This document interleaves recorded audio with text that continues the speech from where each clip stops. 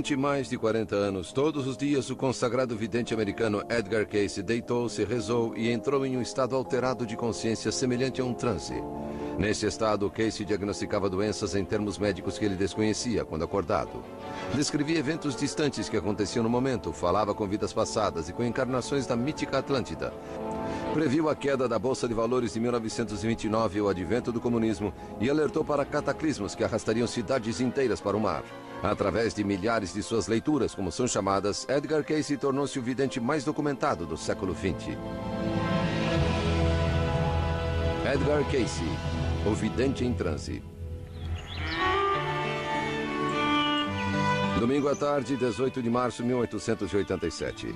Edgar Cayce nasceu aqui, em uma pequena fazenda a 13 quilômetros da cidade rural cristã de Hopkinsville, no Kentucky. Foi o segundo filho de Leslie e Carrie Cayce, mas o primeiro a sobreviver. Uma filha que nascera 2 anos antes não sobrevivera ao primeiro aniversário. Edgar era particularmente ligado aos avós, Sarah e Thomas Jefferson Cayce. Em um dia quente de verão, em junho de 1881, Edgar, com 4 anos, testemunhou a trágica morte do avô. Os dois estavam cavalgando e se aproximaram desse pequeno lago perto da fonte. Edgar apeou e seu avô entrou no lago para resfriar os animais. The horse was scared by something and threw the grandfather off. He had his foot caught in the stirrup and drowned. Before anybody could get there, and Edgar witnessed that. He was on the bank. Edgar dizia que sempre recebia visitas do seu avô morto em um celeiro onde folhas de tabaco eram queimadas, e que o avô lhe contava histórias sobre a guerra civil e deixava ele alisar suas suíças. Essas histórias tornavam-no alvo de zombarias, mas a mãe e a avó não permitiram que ele se envergonhasse de sua habilidade de ver o que os outros não conseguiam. Aos 7 anos, Edgar começou a estudar nesta pequena escola. Ele mesmo se descreveu mais tarde como um estudante inexpressivo, mas encontrou um livro que o interessou, uma Bíblia dada de presente pelos seus pais. Começou a estudá-la e motivou-se a lê-la inteira uma vez por ano por toda a vida. You read it every day. You have to read it every day to go through the whole Bible in a year. And he went through that Bible at least 67 or 68 times, at least that many times that he read it. And how many of us can tell we've went through the Bible one time? Not a bad book to know about. Em maio de 1890, quando tinha 13 anos, a vida de Edgar mudou para sempre. Já membro batizado da Igreja dos Discípulos de Cristo, foi visitar o seu retiro favorito na floresta perto de sua casa para reler a história de Sansão e a visão de Manoá. Naquela noite, após rezar para ter capacidade de ajudar o próximo, ele próprio teve uma visão. Mais tarde escreveu: uma luz gloriosa como o sol da manhã parecia inundar o quarto todo. Uma figura surgiu em frente da minha cama, um anjo que eu desconhecia e que falou suavemente: suas preces foram ouvidas, teu desejo será atendido, mantém tua fé e sê fiel a ti mesmo. Ajuda o doente, o aflito. No dia seguinte, Edgar estava na escola, confuso, preocupado com a visão. Foi mantido depois da aula por soletrar errado repetidas vezes a palavra cabine. Naquela noite, seu pai tomou-lhe a lição até tão tarde que o garoto finalmente implorou por uma pausa de 5 minutos. He just felt that if he could just sleep on that book a few minutes, he would know it better. So his father, my grandfather, was said, all right, you try it, and I'll be back in 5 minutes. And about 5 minutes later, he came back, and Dad knew every word in the book, which page it was on. And from then on, he just began sleeping on his books, and he became a rather bright student from an average student. Como Edgar aprendia dessa maneira era um mistério. No mínimo, desenvolver algum tipo de memória fotográfica.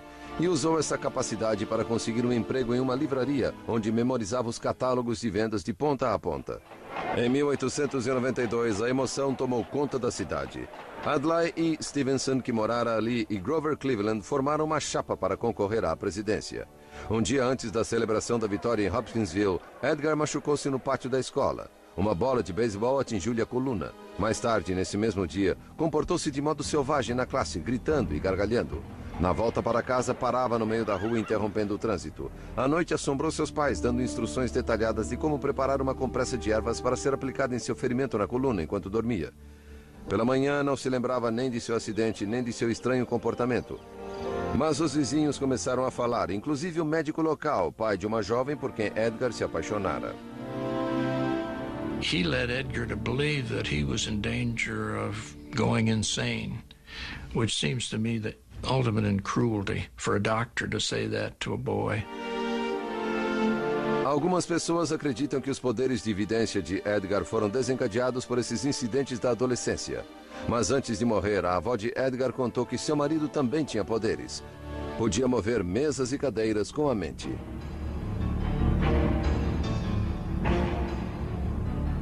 Mas Edgar tinha pouco tempo para refletir sobre esses mistérios. Em 1893, aos 16 anos, foi obrigado a sair da escola após cursar apenas 8 séries e a ir trabalhar no campo. Seu pai, que preferiu o pomposo título de fidalgo, mal conseguia manter a sua família.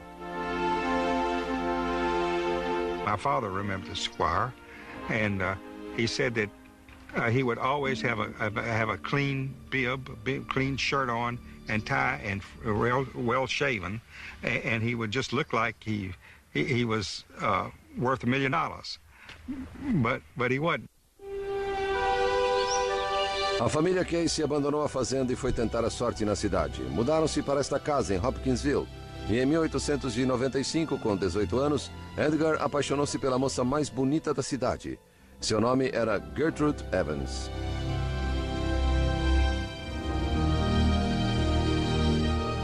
She was patrician, he was a farm boy. It was an unlikely match. They were both people of faith, and they connected there. She saw in him idealism, beautiful idealism. She saw in him integrity. He was not phony. And I think she saw in him adventure. Edgar não esperou muito para pedi-la em casamento. Ela aceitou feliz. Mas o casamento teve de esperar até que Edgar conseguisse um emprego melhor. Em 1900, Edgar e o pai começaram a trabalhar como agentes ambulantes de seguro. Mas o trabalho parecia fadado ao fracasso. Edgar resfriou-se e perdeu a voz. Sem poder vender o seu produto, voltou para Hopkinsville e arrumou um emprego que não lhe exigia que falasse: aprendiz de fotógrafo. Ficou claro nas fotografias que tirava da cidade e da noiva Gertrude, sua modelo favorita, que Edgar tinha encontrado seu talento. Mas após 10 meses de tratamentos médicos, Casey ainda não recuperara sua voz normal.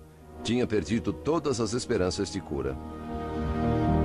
He tried everything. None of the doctors seemed able to help him. And the hypnotist in town, hypnotism was kind of a fad then. And somebody suggested trying hypnotism. Intrigado, Edgar marcou uma consulta com o hipnotizador, Al Lane. Ele nunca mais se esqueceu da data, 31 de março de 1901. It was on a Sunday afternoon, and that after church, and that Al Lane came out to the house on West 7th Street, and they went into the dining room and closed the doors. Edgar recebeu instruções de auto-hipnose e com surpreendente facilidade induziu-se ao sono. Lane deu-lhe uma sugestão hipnótica para falar no tom de voz normal. Em um minuto ele começou a murmurar. Então, para espanto de todos, Edgar disse com voz clara e serena: sim, podemos ver o corpo. And he described the condition that he had. There was a circulatory problem in his throat. And it was said that it could be corrected by suggestion. Casey recebeu a sugestão hipnótica para que a circulação voltasse ao normal. Após alguns momentos, sentou-se e cuspiu sangue.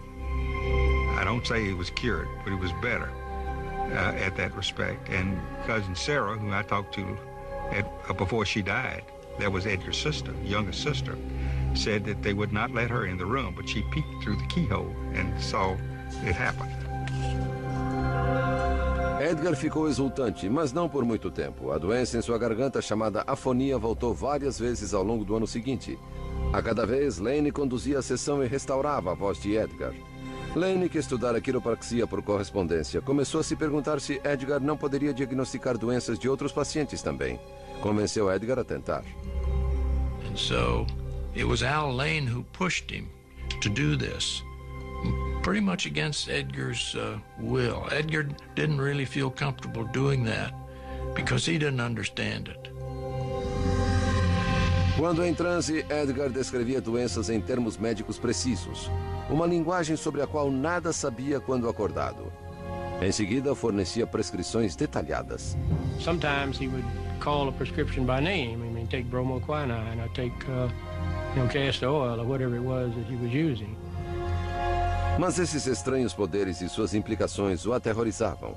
Ele nunca estudara medicina, não era médico, e se perguntava que direito tinha de agir como se fosse. Cada vez mais, ele queria parar. Who wouldn't say, I don't want this junk. It's too weird, it's too heavy.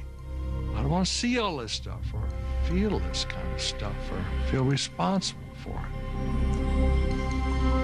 Quando uma vaga foi aberta em uma livraria de Bowling Green, a 48 quilômetros de casa, Edgar agarrou a chance. Lá juntou-se à igreja da região e passou a dar aulas na escola dominical, o que fizera desde a adolescência. Aos 22 anos, só tinha saudade de uma pessoa de Hopkinsville, sua futura noiva.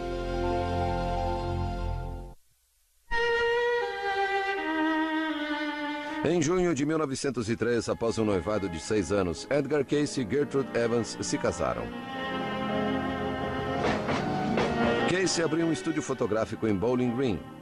Os dois estavam felizes por terem fugido da fama de Edgar como médico vidente.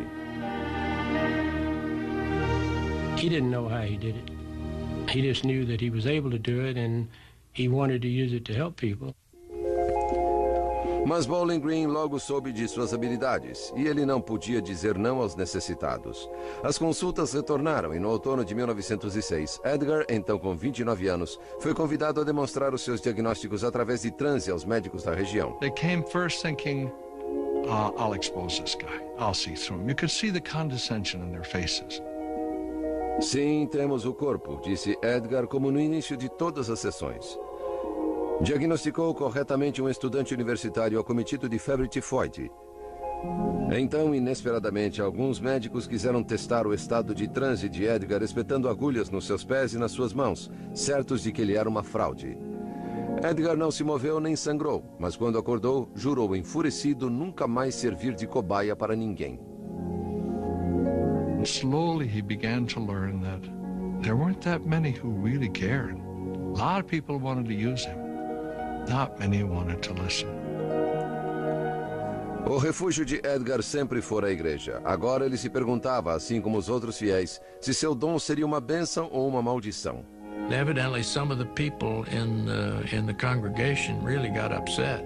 They thought that this character was teaching Sunday school to their children on Sunday morning.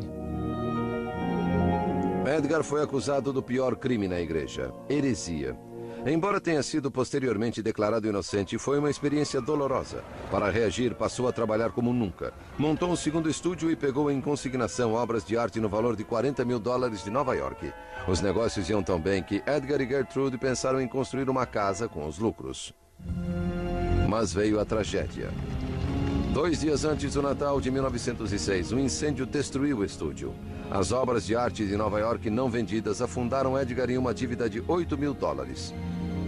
Inacreditavelmente, um outro incêndio destruiu o segundo estúdio no ano seguinte. Edgar estava precisando de um pouco de sorte e ela veio sob a forma de um bebezinho de 4,5 kg. Hugh Lynn Cayce nasceu em março de 1907. Edgar, agora pai, conseguiu pagar suas dívidas, mas teve de se mudar para junto da família de Gertrude em Hopkinsville. Lá, seu pai apresentou ao Dr. Wesley Ketchum, médico homeopata. Ketchum was pretty much a promoter, and he wrote a paper that was read at a big clinical medical society in Boston. The New York Times covered this and gave Edgar a full-page treatment, which is hard to imagine these days. O artigo do Times que descrevia Cayce como analfabeto foi muito lido. Logo, mais de 10 mil cartas solicitando consultas foram enviadas para Edgar por doentes crônicos e por aqueles que tinham perdido as esperanças nos médicos convencionais. Muitos mandavam dinheiro, embora Cayce nunca tivesse cobrado pelas consultas antes. Edgar knew that he didn't do it. It came through him. And it was a gift that could come through him. I think that's the reason his ability was so good, because he didn't have concern of making money on it. It was really pure to help other people. Ketchum ofereceu-se para financiar um estúdio fotográfico em troca das leituras de Edgar. Era o momento de descobrir como ele usaria aquele poder. Após uma noite de insônia, Edgar concordou, mas apresentou condições. Seu pai conduziria as consultas e um estenógrafo registraria tudo. E o dinheiro, quase $2.000, seria devolvido até que o serviço fosse prestado. O destino de Edgar estava traçado. I noticed on one occasion, he said, some people ask me whether I'm a spiritualist or whether I'm a medium. And he said, I guess the term for me is a psychic, but I really think of myself as a man of God. Casey estabeleceu uma rotina de 2 consultas por dia, com duração aproximada de 45 minutos cada. It wasn't anything weird, as a lot of people would think. Dad would simply lie down on a couch or bed. He had a couch in his office. If he had a tie on, he would loosen his tie, then just cross his hands over his stomach and just lay back and relax. Quando as pálpebras de Edgar começavam a tremer, o pai de Edgar e mais tarde Gertrude sabia que Edgar estava em transe. Então era-lhe fornecida a sugestão, o nome da pessoa e onde estaria no momento da leitura. Now, the person could be in the room, or he could be in another state or another city. It didn't matter. I remember one time he had a reading on a man who was supposed to be in an apartment in New York. Dad lay there a minute and says, we do not have the body. He said, he's not here. He said, he's on a bus coming across town. He said, there was a traffic accident. The bus is late. He said, he'll be here in a minute. We'll wait. And all of a sudden, he said, he's come in now. Uma ligação para o homem de Nova York confirmou tudo o que Edgar dissera. Now, there's a beautiful piece of clairvoyance, of something that somebody couldn't have anticipated that would, seems to me, point to the accuracy of his readings. Em seu estado de transe, Casey demonstrava um notável conhecimento de anatomia, como se estivesse examinando o corpo do paciente. Para surpresa de médicos chamados a darem uma segunda opinião, Edgar apontava com precisão um problema. Por exemplo, um distúrbio de circulação que provocava anemia, e fornecia os remédios. A maioria das receitas era à base de ervas e incluía prescrição de dietas. Quando Edgar descobriu que alguns de seus pacientes não estavam seguindo à risca suas receitas altamente detalhadas, começou a imaginar um hospital onde poderia supervisionar os cuidados, e esse sonho tornou-se obsessão. Na primavera de 1911, o futuro parecia brilhante para Casey e sua família. Um segundo filho, Milton Porter, nasceu nesta casa em Hopkinsville. Mas Milton foi acometido de coqueluche e colite. Edgar fez-lhe uma leitura, mas a criança não tinha salvação. Milton Casey morreu em seu segundo mês de vida. The son that did not survive was a shock to both of them. And Gertrude's illness followed. She had, I suppose what we call postpartum depression and more. Gertrude era uma mulher de grande força e beleza. Mas a morte de seu filho recém-nascido abalou-a profundamente. Ela ficou enfraquecida e contraiu tuberculose, que já matara seu irmão. Quando os médicos lhe deram uma semana de vida, ela pediu uma leitura para Edgar. And Edgar did it, but he was scared to death because this was the person he loved most, and he was scared that he might say something that would be fatal. Turned out just the opposite. And he says that really was the turning point. From then on, he said, if that could happen for the one he loved most, then it might mean that that's what he was supposed to be doing. Gertrude recuperou-se totalmente e passou a ter a saúde monitorada pelo que Edgar chamava de leituras de controle. Mas seu novo destino foi traído justamente por seu grupo, seu próprio pai e o Dr. Ketchum. Quando, durante o transe, Edgar perguntava alguma questão, como ele sempre fazia, eles começaram a pedir dicas sobre o mercado de commodities e até sobre corridas de cavalos. He began to discover that they were playing games with him. He became very angry, and he terminated his relationship with them and even left town. A traição de seu pai levaria anos para ser perdoada. A cidade de Selma, no Alabama, passou a ser a morada dos Caseys e Edgar abriu um novo estúdio, a Companhia de Arte Casey. Mas seus poderes incomuns voltariam a ser necessários para o filho de 6 anos, Hugh Lynn. It wasn't until my brother dropped a match in a partially filled can of flashlight powder and burned his eyes real badly, and the doctor said he'd never see again, and that's when he started giving readings again. Quando os médicos insistiram que um dos olhos queimados de Hugh tinha de ser removido, Edgar fez uma leitura. Um remédio aparentemente perigoso feito de uma solução de ácido tânico salvou a visão de seu filho. Os Caseys deram as boas-vindas a um outro filho, Edgar Evans, em 1918, enquanto a Primeira Guerra Mundial continuava enfurecida na Europa. Edgar vira muitos de seus antigos alunos da escola dominical partirem para a luta. Aos 40 anos começava a se sentir velho e seu sonho de construir um hospital tornava-se mais urgente do que nunca. At the end of World War I, this was kicked him into the whole hospital venture. He discovered that his readings could outline treatments for shell-shock veterans, and nobody else knew what to do with them. There were a lot of them, and those who followed his instructions got better. Quando David Cohn, um amigo de Kentucky, voltou a salvo das trincheiras francesas, ele sugeriu que Edgar pensasse em algo que nunca concordara em fazer antes: usar seus poderes de vidência para levantar dinheiro para o hospital. Coincidentemente, Casey acabara de receber a solicitação de um proprietário de jornal do Texas para fazer leituras sobre a existência de petróleo na região. A vida de Edgar Casey estava prestes a sofrer uma reviravolta.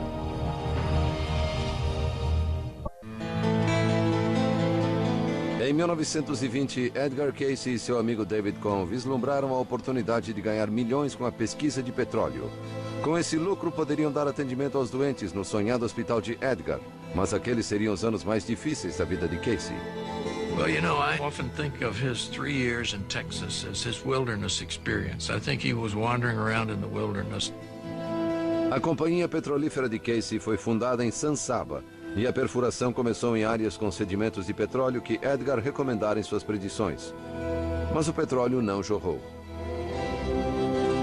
Os meses transformaram-se em anos e a situação ficou tão desesperadora que os sócios de Edgar passaram a andar armados quando alguns poços foram sabotados. Casey chegou à conclusão de que seus poderes tinham se tornado duvidosos, tinham falhado e transformado a nobre missão de financiar o hospital em uma derrota colossal. Por estar ausente durante 3 longos anos, algumas pessoas diziam que ele também fracassara em relação à família.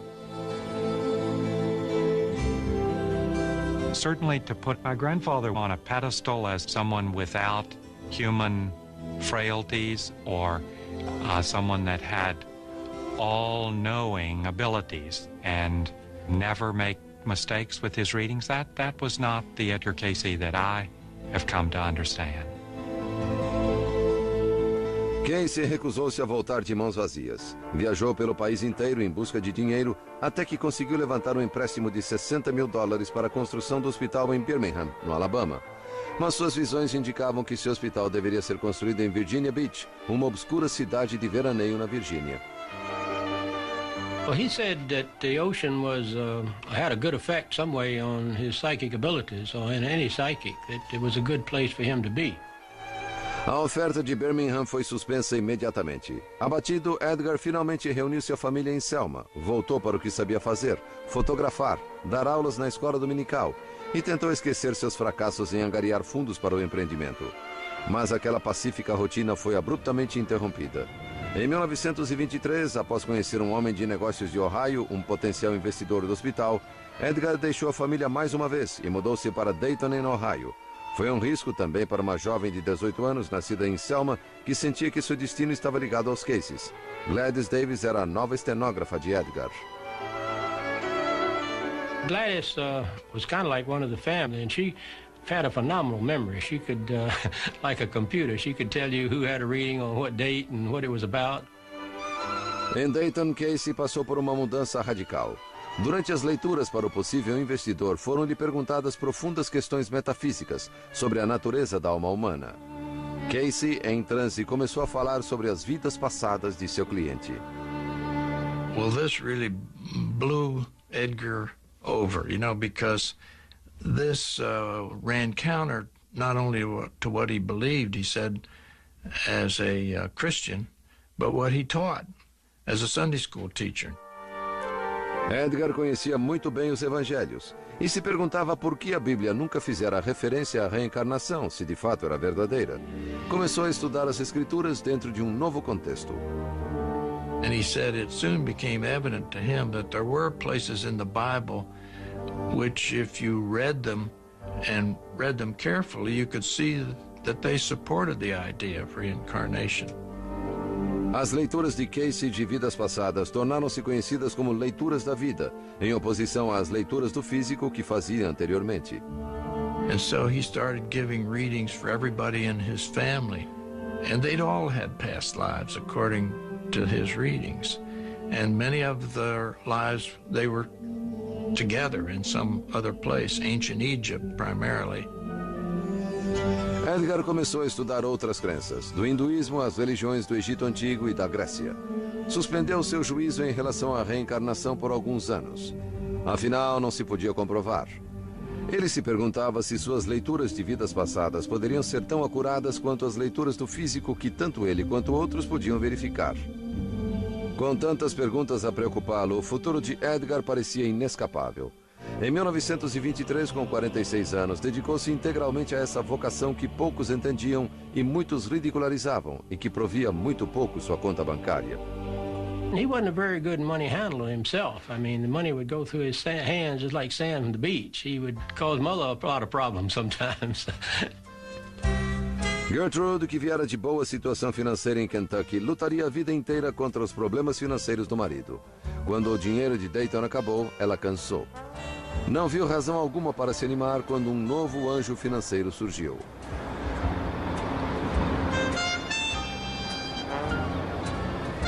Morton Blumenthal e seu irmão Edward administravam uma corretora de muito sucesso em Wall Street. Após ser apresentado por David Cohn, Morton tornou-se o patrocinador de Casey instantaneamente. Propôs financiar o hospital de Virginia Beach e comprar uma casa perto da praia para os Caseys. Parecia muito bom para ser verdade. It seemed like a little fishing village when we first came to the beach. It didn't look like, what Dad said it was going to be, a thriving community. Edgar e sua família foram morar na Rua 35. No verão seguinte, a construção do hospital de Casey foi iniciada. E a tranquila cidade começou a fazer comentários sobre o curioso empreendimento.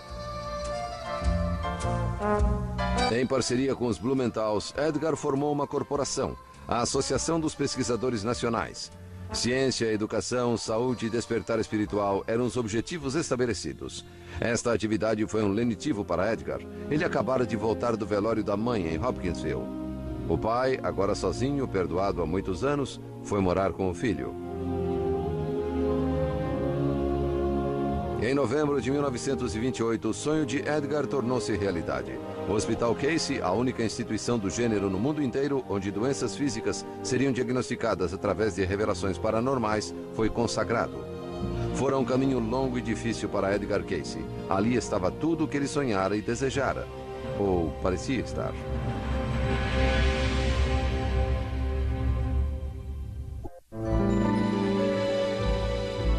No início de 1929, após anos de trabalho duro, Edgar Casey viu seu hospital receber o primeiro paciente. Dirigido por seu amigo de Kentucky, Dr. Thomas House, possuía o mais moderno equipamento para tratamento fisioterápico e em técnicas de massagem, remédios homeopáticos e dietas de baixos níveis de gordura. As leituras de Casey sugeriam tratamentos com baixas correntes de eletricidade aplicadas ao corpo, algo familiar para os quiropráticos atuais. Dad said one day they would be able to take a drop of blood and diagnose the condition of the human body. At the time he said it was ridiculous, but now it's a normal procedure. Edgar notou com orgulho que a construção e o terreno, complementados com jardins e uma quadra de tênis, parecia mais uma mansão do que um hospital. Casey sobrevivera a todos os céticos que o acusaram de ser uma fraude, um charlatão e um herege. Ali estava seu triunfo. A vida em Virginia Beach era boa e, durante o verão, mágica.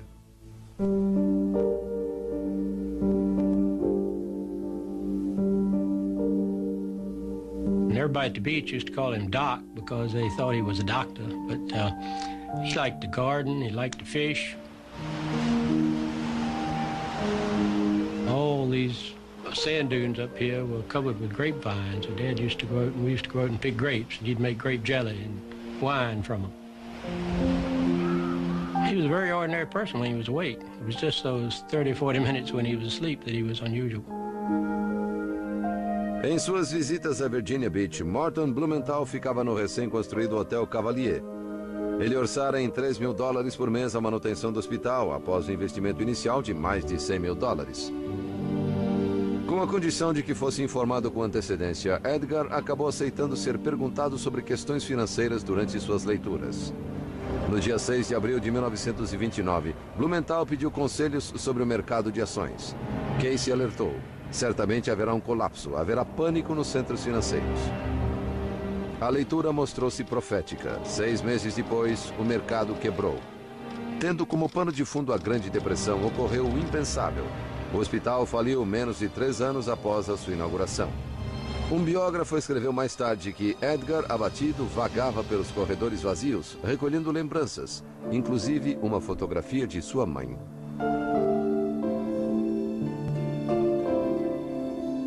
It was a real blow. It was, we had moved to the beach, the hospital had been built, it was operating, people were getting well, then all of a sudden it was down to where he started from. Se Edgar tinha uma fraqueza, era sua incapacidade de dizer não. Como administrador do hospital, aprovara despesas extravagantes, tratamentos e refeições gratuitos para a equipe e amigos. Queria agradar a todos. Arranjava tempo para quem pedisse, mas essa fraqueza fazia parte de seu dom. His home, his privacy was invaded constantly. People would knock on his door at all hours of the day and night. And they had to be gracious to all of the visitors, and they were. He could mark people with the genius of their lives if they let him. Wide awake. Talk with them, get hold of them. They go away marked for good. A versão popular da história dizia que os infortúnios em Wall Street tinham arruinado os Blumenthals. As evidências sugerem que eles escaparam sem prejuízo algum. Acredita-se que o fechamento do hospital ocorreu devido a uma briga pelo poder entre Morton e Edward Blumenthal de um lado e David Cohn, que fora o primeiro a ter acesso aos poderes singulares de Edgar. Quando Cohn venceu a briga, os Blumenthal se retiraram. Mais tarde, Edgar escreveu com a habitual benevolência: "Não culpo a ninguém, senão a mim mesmo por este fracasso."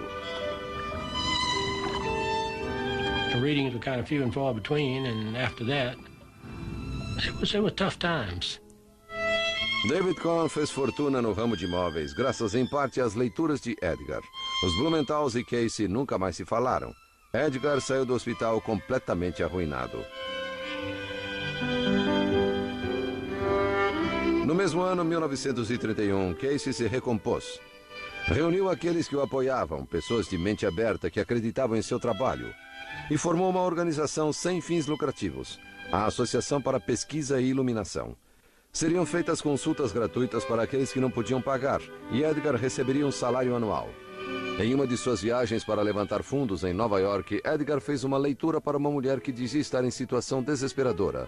Ela e sua acompanhante eram policiais. Edgar, Gertrude e Gladys Davis foram presos por charlatanismo.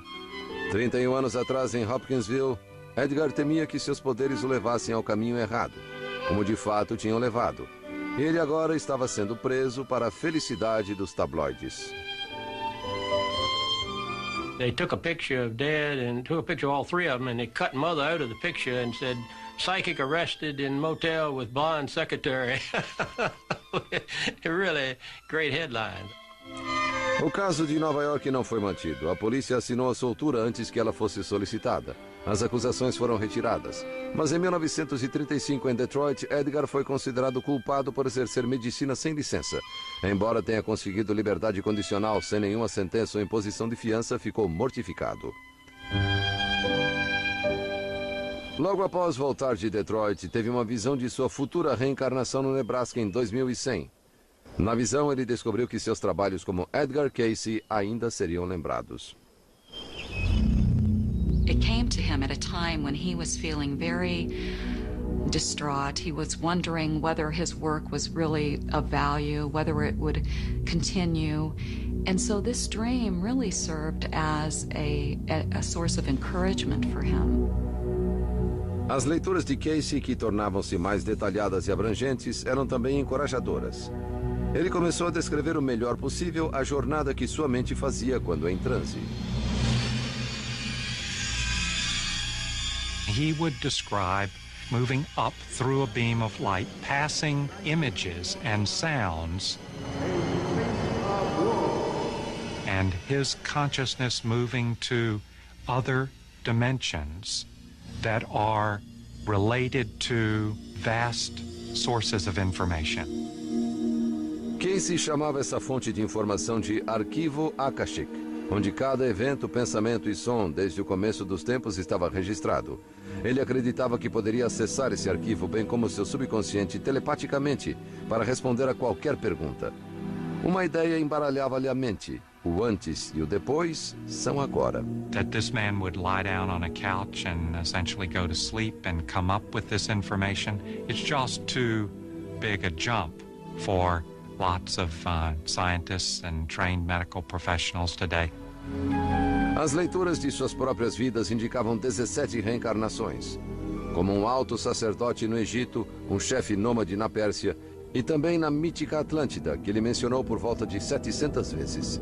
Ele descreve uma sociedade muito avançada que desmoronou depois de 40 mil anos e cujos sobreviventes foram habitar o Egito. Casey, aos 60 anos, parecia saber que seu tempo era curto. Suas leituras do passado, do presente e do futuro sucediam-se em grande profusão.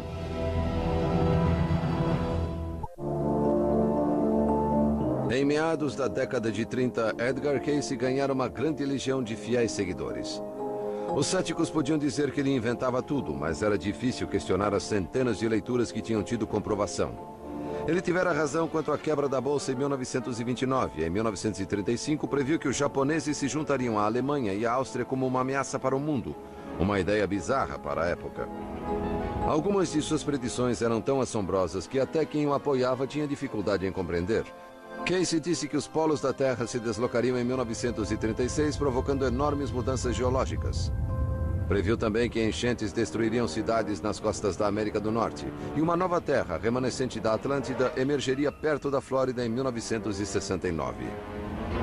The stuff about Atlantis is hard to verify, and it's possible that his mind slipped, that he didn't have a good filter. I don't think this was an area of Edgar Casey's readings that was especially fruitful or especially accurate. Casey não tinha explicação para os limites de sua vidência, porque ele era preciso em uma leitura e não em outras. Embora continuasse a fazer predições aflitivas, nunca se considerou um profeta. I don't think he was a prophet as such. I mean, he did make statements about the future, but he always said the future is not fixed. You know, we can change it.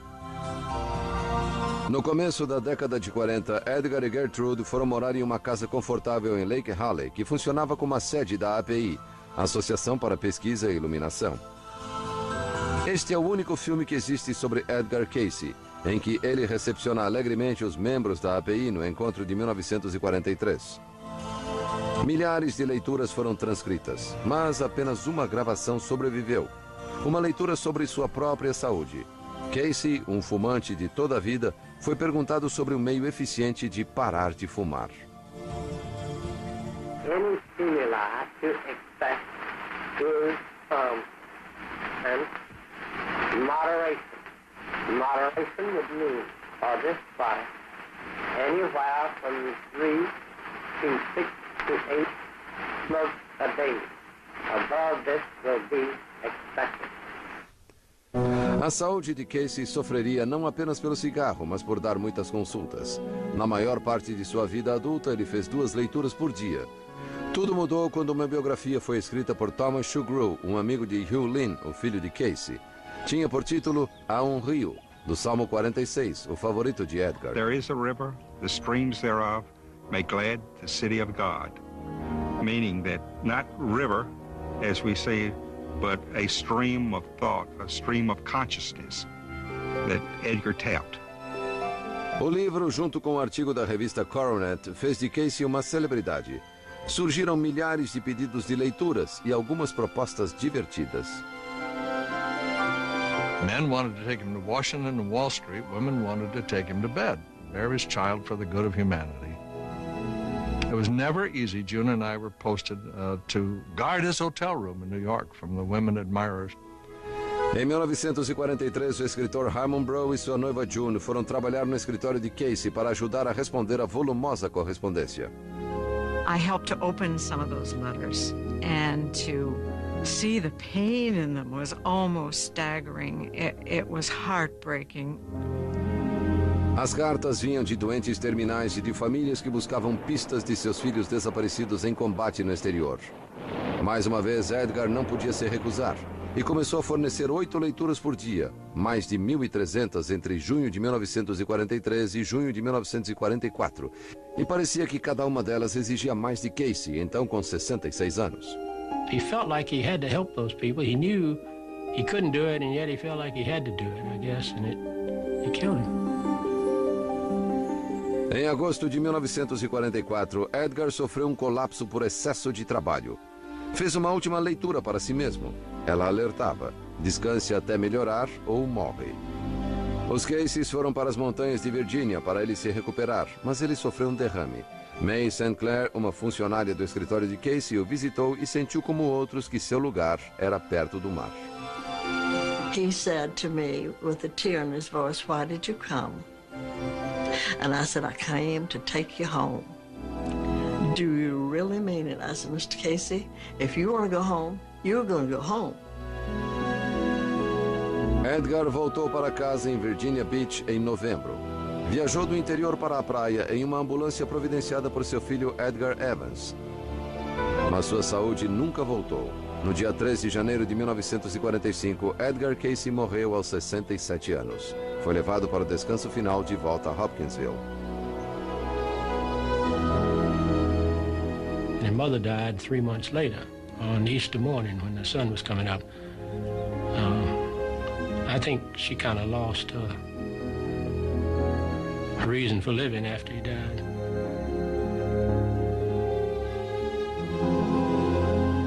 Edgar Casey deixou mais de 14.000 registros de leituras sobre saúde, filosofia, religião, negócios, vidas passadas e eventos futuros. Nenhum outro vidente deixou tantos registros, mas muitos julgam que a palavra vidente não é adequada para descrever Edgar Casey. I think Mr. Casey has given us a definition of a human being, of what a human being really is. That we truly are one body, mind, and spirit. And that we do create our own reality. If Edgar Casey did what he did, there is more to us than a physical body. That immediately has implications for the age-old questions of humanity. Who are we? What's the purpose of life? What happens to us when we die? All of that. O legado de Casey, a Associação para Pesquisa e Iluminação, continuou a crescer e a atrair visitantes do mundo inteiro. Centenas de livros em 18 línguas pesquisam a vida e o trabalho do mais renomado vidente do nosso tempo. Casey nos deixou talvez o maior dos desafios. Ele disse: "Eu não faço nada que vocês não possam fazer, se vocês se dispuserem a pagar o preço."